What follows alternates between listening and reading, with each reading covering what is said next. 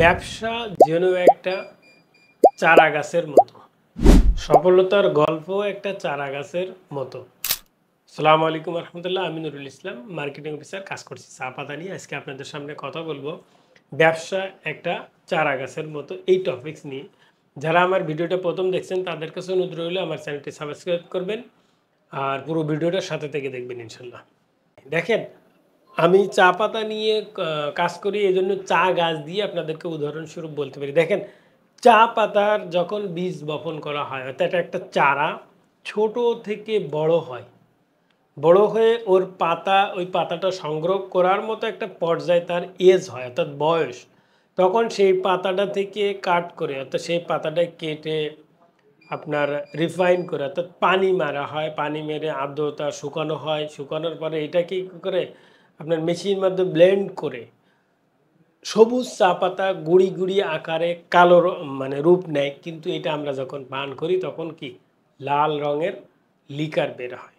এই যে মানে এটা বলার উদ্দেশ্য যে এই চা পাতাটাকে আপনার আমার কাছে আসতে ছোট থেকে কিন্তু শুরু করতে হয়েছে, অর্থাৎ একটা ক্ষুদ্র বীজ দানা থেকে আপনার একটা গাছ, গাছ থেকে আস্তে আস্তে আবার ক্ষুদ্র দানা আকারে আপনার আমার কাছে আসছে, কোটি মানুষের প্রিয় পানীয় বস্তু হিসেবে আমাদের কাছে আসছে।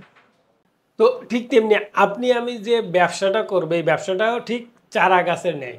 যেমন আপনি একটা চারা গাছ যদি আপনি খেতে লাগান বা ছাদে যেখানে লাগান না কেন, এই চারা গাছটা যদি আপনি প্রতিদিন নিয়মিত পানি দেন এবং পরিচর্যা করেন, দেখবেন আপনার চারা গাছটা বড় হয়ে একদিন ফল দেবে। ব্যবসা ঠিক তেমন, আপনি ব্যবসা শুরু করবেন ছোট্ট থেকে।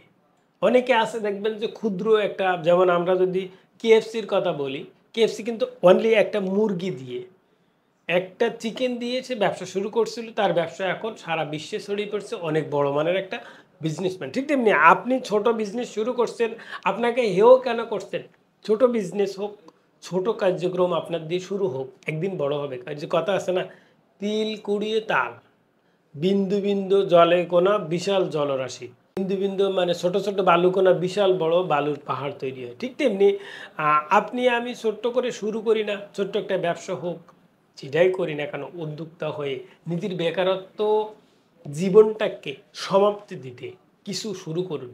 সেটা আপনার ব্যবসা হোক বা আপনার আইডিয়ার থেকে যে কোনো একটা, চায়ের ব্যবসা করতে পারেন, আপনি চাইলে সবজির ব্যবসা করতে পারেন, চাইলে কাপড়ের ব্যবসা করতে পারেন ইত্যাদি। তো এই ব্যবসাটাকে চারা গাছ বলছি, যে এই যে চারা গাছে যেমন পরিচর্যা করলে আপনার ফল হয় বড় হয়ে, ব্যবসাটাকে আপনি যদি ভালোবেসে কাজ করেন, ব্যবসাটাও আপনার একদিন প্রতিষ্ঠিত ব্যক্তি হিসেবে দণ্ডায়মান করবে। আপনি নিজেকে প্রতিষ্ঠিত হিসেবে আখ্যায়িত দিতে পারবেন, বিজনেসম্যান হিসেবে বলতে পারবেন।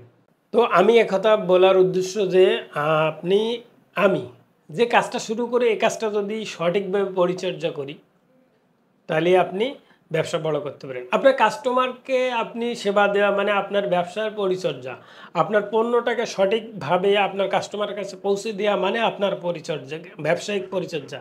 সঠিক সময়ে আপনার পণ্যটা আপনার কাস্টমারের কাছে দেয়া, এটা কিন্তু ব্যবসায়িক পরিচর্যা। গুণগত মান ঠিক রেখে আপনার পণ্যটা আপনার কাস্টমারের কাছে দেয়া, এটাও আপনার ব্যবসায়িক পরিচর্যা। আরেকটা বিষয় যে customer as like as baby, অর্থাৎ কাস্টমার শিশুর মতো, কি কখন চায়। শিশুদের যেমন আপনি কোথাও নিয়ে যাবেন ঘুরতে, যেটা দেখবে আপনাকে প্রশ্ন করবে এটা কেন, এটা কেমন ইত্যাদি। এটাকে আপনি বিরক্ত না হয়ে তাকে কিন্তু সুন্দর করে বোঝান, কারণ ওটা আপনার সন্তান। ঠিক আপনার ব্যবসাটাও সেম ক্যাটাগরি।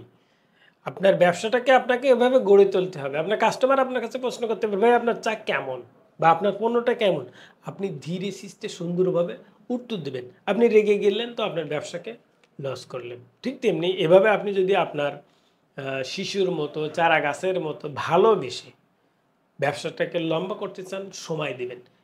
এইগুলো করতে হলে আপনাকে কী করতে হবে, প্রথমত আপনাকে সময় দিতে হবে, ধৈর্য ধরে লেগে থাকতে হবে এবং ইনভেস্টটা ধীরে ধীরে করবেন। আপনি একসাথে বিশাল অ্যামাউন্ট ইনভেস্ট করবেন না, কারণ আমি যে প্রথম বলছি ক্ষুদ্র দানা থেকে একটা বড় গাছ হয়। ঠিক তেমনি আপনি ছোট্ট ইনভেস্ট থেকে আপনার বিজনেসটা অনেক বড় হবে ইনশাল্লাহ। তো আজ এই পর্যন্ত। আপনারা ভালো থাকুন, সুস্থ থাকুন, আপনার ব্যবসাকে আপনি সুন্দরভাবে গড়ে তুলুন, আপনার চারপাশের মানুষদেরকে ভালো রাখুন। তো আজকে আপনাদের নতুন অফিসে এটাই ছিল আজকের মতো কথা। সবাই ভালো থাকুন, সুস্থ থাকুন। আসসালামু আলাইকুম রহমতুল্লাহ। ব্যবসায়িক সংক্রান্ত, চা সংক্রান্ত যে কোনো বিষয় স্ক্রিনে দেওয়া নাম্বারে যোগাযোগ করবেন। আসসালামু আলাইকুম।